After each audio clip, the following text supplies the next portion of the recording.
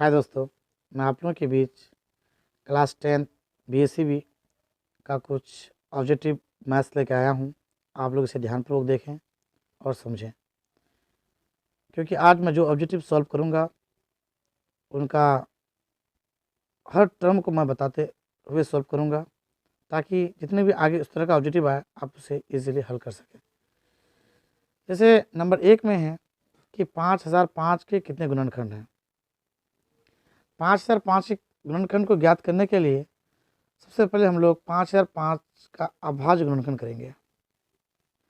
और आप लोगों को पता होना चाहिए कि अभाज्य गुणनखंड करने के लिए हम लोगों को विभाजन का जो नियम है वो दिमाग में याद रखना होगा। देखिए, हम लोग जानते हैं कि 2 से वही संख्या कटता है जिस संख्या का जो इकाई अंक है वो सम हो, अर्थात 2, 4, 6, 8 हो। उसके बाद चलते हैं 3 से वही संख्या कटता है जिनके अंकों का योग 3 से कटता हो। जैसे यहाँ 5 और 5 10 है, मतलब ये है कि 3 से 10 नहीं विभाजित होगा, ये संख्या भी 3 से विभाजित नहीं हो सकता है। चलते हैं 4 से। देखिए, 4 से वही संख्या कटता है जो 2 से कटेगा। तो जब ये 2 से ही नहीं कटा तो 4 से भी विभाजित नहीं होगा। चलते हैं 5 से। 5 का जो नियम है कि उस संख्या का जो इकाई अंक है वो 5 हो या 0 हो। हाँ, 5 तो हो रहा है, 5 तो आ रहा है, मतलब ये है कि 5 से विभाजित होगा। इस चीज़ के लिए हम लोग इसको 5 से विभाजित करते हैं। 5 एकम 5, 0, 0, 5 एकम 5। अब चलते हैं। देखिए, 5 का नियम तो हम लोग को पता है, उससे पहले हम लोग जांच कर लिए। तो 5 का तो नियम पता है कि इकाई अंक 0 या 5 हो, तो 0 या 5 तो हुआ नहीं। चलते हैं आगे 6 से। 6 से विभाजित का जो नियम है, क्योंकि 6 2 और 3 से विभाजित होता है, इसलिए 2 और 3 से जो संख्या विभाजित होगा वही संख्या 6 से भी विभाजित होगा। तो मतलब ये हुआ कि 6 से विभाजित नहीं हो सकता है। चलते हैं 7 से। 7 से जांच कर लेते हैं। 7 एकम 7, 3 बचेगा तो यहाँ 30 होगा, 7 चौक 28, 2 बचेगा तो यहाँ 21 होगा, 7 21। हाँ, 7 से तो विभाजित हो रहा है।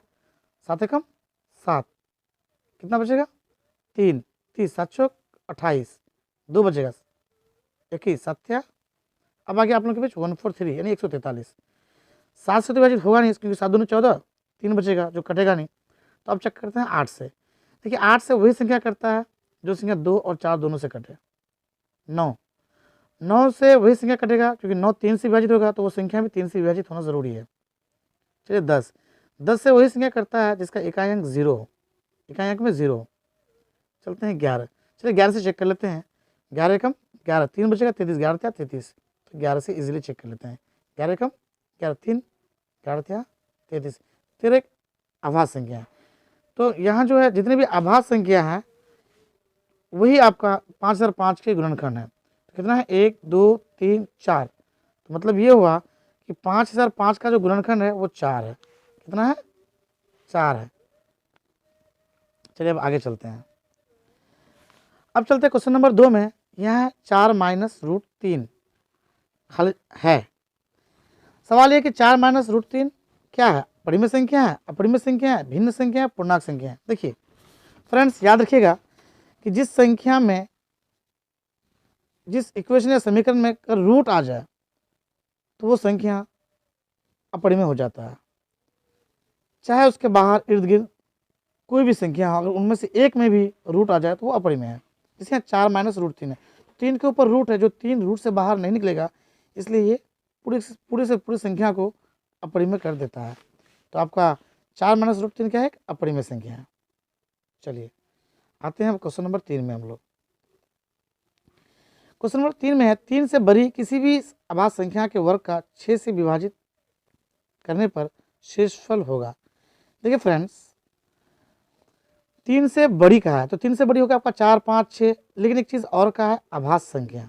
अभाज्य संख्या जो संख्या किसी से विभाजित ना हो, जैसे 3 से बड़ी कहा है तो 4 तो होगा नहीं, 5 7, आपका 9 भी नहीं होगा क्योंकि 9 3 से विभाजित है, 11। तो 3 से बड़ी कहा है तो निश्चित ही हम लोग 5 ले लेंगे, और 5 का जो स्क्वायर करेंगे, वर्क करने के लिए कहा है, मतलब स्क्वायर, तो 5 का स्क्वायर होता है आपका 5 पंचे 25, और उसको भाग देने के लिए कहा है 6 से, तो 6 चौके 24, यहाँ 24 हो जाएगा, तो 25 से 24 हो जाएगा तो कितना बचेगा 1। मतलब ये हुआ कि 3 नंबर का जो आंसर है वो आपका 1 है। चलिए आगे चलते हैं 4 नंबर में। यदि द्विघात बहुपद, द्विघात कहते हैं जिसका अधिकतम घात 2 हो, जैसे इसका अधिकतम घात आपका 2 है। द्विघात बहुपद आपका दिया हुआ है x square minus x plus 4 के शून्यक। हम लोग को पता है द्विघात बहुपद के 2 शून्यक होता है, एक का नाम होता है अल्फा और एक का नाम होता है बीटा। तब अल्फा प्लस बीटा का मान होगा। देखिए द्विघात बहुपद में 2 चीज़, एक होता है अल्फा प्लस बीटा जिसको शून्यकों का योग कहते हैं, एक होता है अल्फा इंटू बीटा जिसको शून्यकों का गुणनफल कहते हैं। अल्फा इंटू बीटा होता है सी बटे ए, अल्फा प्लस बीटा होता है माइनस बी बटे ए। तो ध्यान दीजिएगा, यहाँ आपका शून्यकों का योग ज्ञात करने के लिए कहा है, इसलिए यहाँ होगा आपका alpha plus beta is equal to minus b बटे ए। तो यहाँ माइनस पहले से है और बी कहते हैं एक्स के गुणांक को, तो एक्स का गुणांक -1 है, तो -1 और अपॉन ए, एक कहते हैं एक्स स्क्वायर के गुणांक को, एक्स स्क्वायर गुणांक का 1 है, तो माइनस माइनस हमको पता है प्लस हो जाता है 1/1। जब 1 को 1 से विभाजित करेंगे तो एक ही आंसर आएगा। मतलब ये हुआ कि 4 नंबर का भी एक आंसर आएगा जो कि सी नंबर में है। चलते हैं अब आगे 5 नंबर में। 5 नंबर का क्वेश्चन है, निम्नलिखित में से कौन द्विघात समीकरण है। देखिए द्विघात समीकरण के लिए आप लोगों को पता होना चाहिए कि जिसका अधिकतम घात 2 हो। देखिए ए नंबर में कह रहा है 4x प्लस 6, जिसका अधिकतम घात 1 हो उसे रैखिक कहते हैं। ए नंबर द्विघात नहीं बल्कि रैखिक है। बी नंबर में है, देखिए यहाँ x है और गुना अंदर x है, तो x को x से गुना करेंगे तो एक्स स्क्वायर होगा, इस पार ही प्लस में उस पार ही प्लस में। जब उस पार के प्लस एक्स स्क्वायर को इस पार लेके आएंगे तो माइनस में आ जाएगा, तो plus x square minus x square खत्म हो जाएगा, तो सिर्फ और सिर्फ 3x बचेगा, क्योंकि x के साथ 3 के साथ गुना करेंगे तो 3x होगा, जो कि फिर रैखिक ही हो जाएगा। चलते हैं सी नंबर में। देखिए सी नंबर में नीचे कुछ लिखा हुआ है, ऊपर है x square plus 1 upon x square. जब इस एक्स स्क्वायर को यहाँ 1 से एलसीएम करेंगे तो फिर आपको एक्स स्क्वायर गुना एक्स स्क्वायर एक्स पावर 4 हो जाएगा, जो कि चतुर्थ घाती हो जाएगा, न कि द्विघाती। तो आपका ए भी नहीं, बी भी नहीं, सी भी नहीं, तो निश्चित ही आपका डी आंसर है, जो कि एक्स स्क्वायर दिया हुआ है और अधिकतम घात 2 हो तो वो द्विघात समीकरण कहलाता है। तो 5 नंबर का डी आंसर है। अब आते हैं 6 नंबर में। 6 नंबर में कह रहा है, यदि बहुपद x³ plus x square minus 7x minus 7 के 2 शून्यक √7 एवं माइनस √7 हो तो तीसरा शून्यक होगा। देखिए जब त्रिघात बहुपद हो तो 2 शून्यक कुछ भी हो, एक शून्यक +1 या -1 होता है, इतना याद रखिएगा। और अब यहाँ दोनों चीज़ है कि +1 भी है -1 भी है, तो शून्यक का मतलब है कि उसमें x का मान यदि उसको रख दें तो वो पूरा का पूरा 0 हो जाएगा। देखिए हम लोग 1 को अगर x के लिए रखते हैं तो 1 को जितना बार भी उसको इंटू करेंगे तो अब का 1 ही आएगा, तो यहाँ भी 1 आएगा, यहाँ भी आपका रुकिए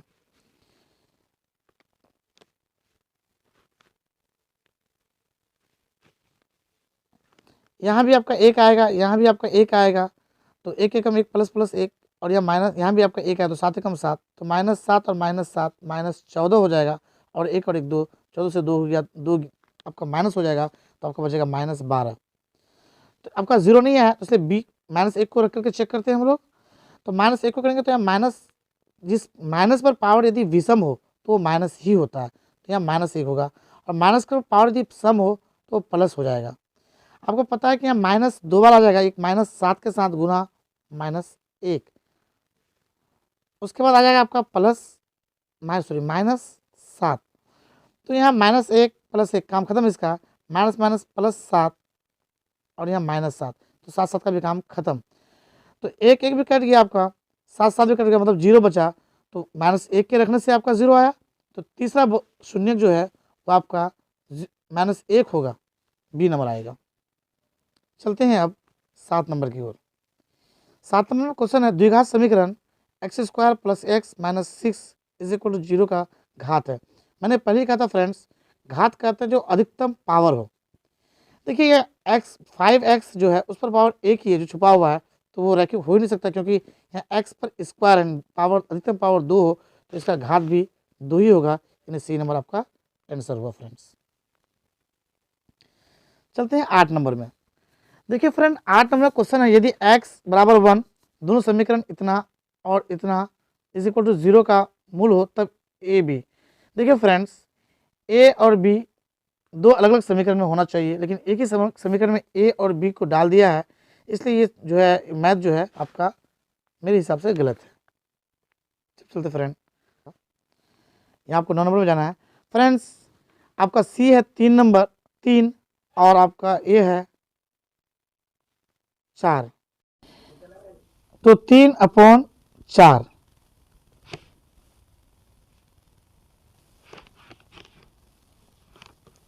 तो 3/4 का मतलब 3/4 आपका फाइनल आंसर आएगा। तो सॉरी 3/4 ही मतलब है, एक बार माइंड डिस्टर्ब बन जाने मत। चलिए फ्रेंड्स, क्वेश्चन नंबर 9 में, क्वेश्चन नंबर 9 है आपका द्विघात समीकरण 4x² - 11x + 3 = 0 के मूलों का गुणनफल है। फ्रेंड्स, मालूम है कि अल्फा इंटू बीटा मतलब गुणनफल C/A होता है। तो आप 9 नंबर में देख सकते हैं कि C जो है अचर पद यानी 3 है और A आपका 4 है। तो alpha into beta is equal to होता है C/A मतलब 3/4 यानी 3/4। तो आपका ये बी नंबर में आंसर है। चलिए फ्रेंड्स, अब आते हैं 10 नंबर में। 10 नंबर का क्वेश्चन है द्विघात समीकरण 2x² - 5x + 3 के मूलों के योगफल यानी मूलों का योगफल अल्फा प्लस बीटा और मूलों का गुणनफल यानी अल्फा इंटू बीटा। आप लोगों को पता है अल्फा प्लस बीटा होता है b/a और अल्फा इंटू बीटा होता है c/a। तो यहाँ का माइनस अल्फा प्लस बीटा का -b माइनस और फॉर्मूला का माइनस और यहाँ भी माइनस है, तो माइनस और माइनस हो गया आपका प्लस, तो 5 यानी 5/2।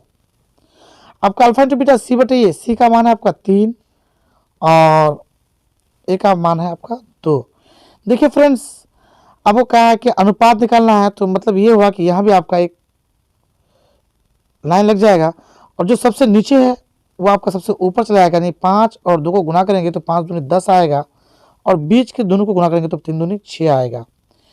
तो 5 और 10 और 6 को जो कटेंगे तो ये 3 2 से कटेगा, 2 5 6 10 और ये 2 3 6 यानी 5/3 आएगा। 5 जो कि आपका सी नंबर में है, जो कि आपका सी नंबर में है। अब आते हैं 11 नंबर में। अगर संख्या के इकाई का अंक y और दहाई का यानी वंश जो है, देखिए फ्रेंड्स, वंश जो है आपका y दिया हुआ, टेंस जो है आपका क्या दिया हुआ x। तो अंकों के स्थान पलटने पर मतलब ये हुआ कि यहाँ y कर दिया जाए और यहाँ x कर दिया जाए। पलटने पर अभिष्ट संख्या वो संख्या जो होगा, नया संख्या जो बनेगा वो संख्या क्या होगा। देखिए फ्रेंड्स, टेंस के साथ हमेशा 10 का गुना होता है, यानी जो नया बना वो 10 गुना y और वंश को जोड़ देते हैं, इकाई को जोड़ देते हैं और वो x हुआ, तो 10y + x। देखिए फ्रेंड्स, जो 1 नंबर में है वही आपका आंसर होगा, 10y + x। अब आते हैं फ्रेंड्स 12 नंबर में। 12 नंबर का जो क्वेश्चन है 2x + 3y = 5 का आलेख। आलेख का मतलब होता है फ्रेंड्स ग्राफ। देखिए, हम लोग को मालूम है कि जब ग्राफ खींचेंगे तो 2 इक्वेशन होना चाहिए, 2x + 3y + 5 और एक इक्वेशन होना चाहिए। लेकिन जब एक ही इक्वेशन हो तो उसका कुछ भी मान रखेंगे तो वो आपका एक ही रेखा में बनेगा, अथवा अर्थात सरल रेखा ही आएगा उसका। चाहे आप उसका वैल्यू x और y का वैल्यू कुछ भी मान लें और वो कुछ भी आ जाए, उसका जो समीकरण होगा, उसका जो आलेख खींचेगा वो एक ही रेखा में आएगा, जिसको हम लोग सरल रेखा कहेंगे। अब आते हैं फ्रेंड्स 13 नंबर में। 13 नंबर क्वेश्चन है k के किस मान के लिए 9x² + 3kx + 4 = 0 के मूल समान होंगे। देखिए फ्रेंड्स, किसी भी द्विघात समीकरण का मूल तब समान होता है जब उसका d का मान 0 हो। आप लोगों को पता है d = 0 और d का फॉर्मूला होता है फ्रेंड्स b² - 4ac = 0। अब यहाँ फ्रेंड्स b बोलते हैं x के गुना को और x के गुना के 2k² है, 2k है तो 2k पर होल स्क्वायर होगा फ्रेंड्स -4।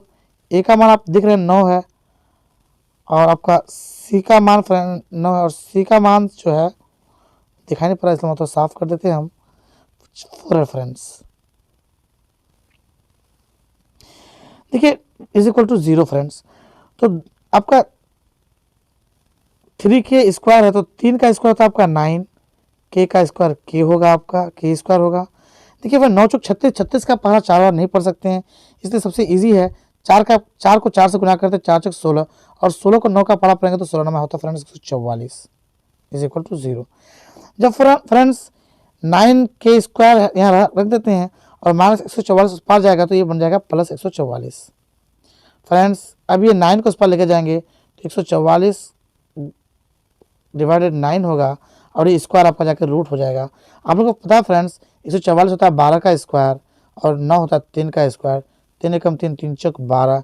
मतलब ये हुआ फ्रेंड्स कि आपका जो है 13 नंबर का आंसर होगा वो होगा क्योंकि प्लस रूट इस पार से गया तो उसका 2 वैल्यू होगा और दोनों वैल्यू एक प्लस में होता है एक माइनस में होता है और एक आपका 4 आएगा आंसर।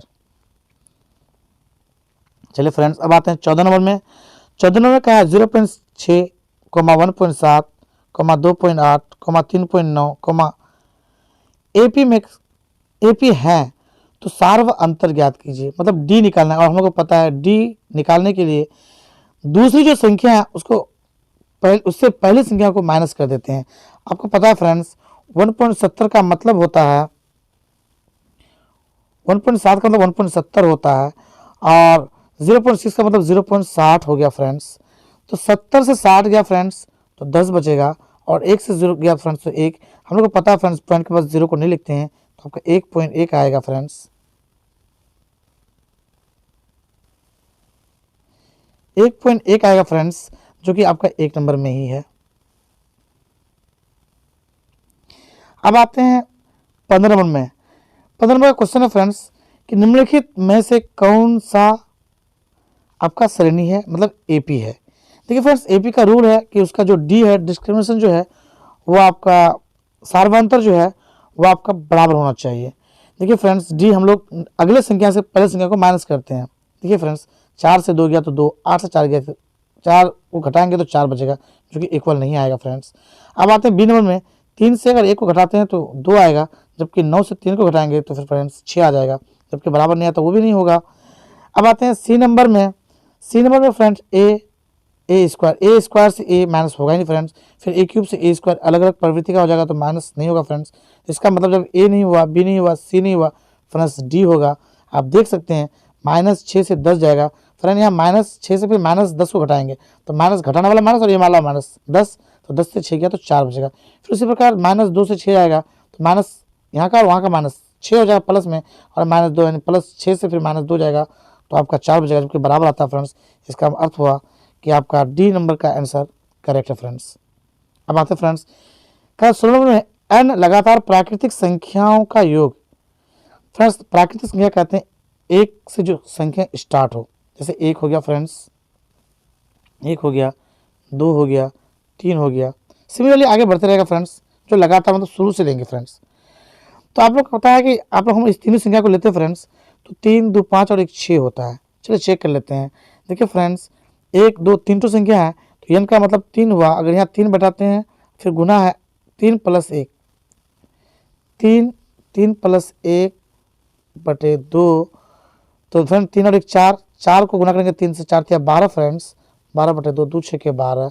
मतलब आपका ये रूल सही लग रहा है क्योंकि आपका इस नियम के हिसाब से भी 6 आंसर आ रहा है और हम लोग वैसे भी जोड़ रहे हैं तो आपका 6 आ रहा है। मतलब 16 नंबर का n का जो फार्मूला दिया है आपको ये वाला फार्मूला सही है फ्रेंड्स। इसलिए आप जो है फ्रेंड्स इस फार्मूला को याद कर लीजिएगा क्योंकि कभी कभी देता है कि लगातार 50 संख्याओं का योग क्या होगा तो फ्रेंड्स वो 50 संख्या 50 n होता है फ्रेंड्स और इस फार्मूला को यदि लगाएंगे तो आपका वो योग निकल सकता है और इजीली निकलेगा फ्रेंड्स। इसके साथ फ्रेंड्स आज का क्लास समाप्त करते हैं। इंशाल्लाह फिर कल हम लोग नए क्लास लेके आएंगे।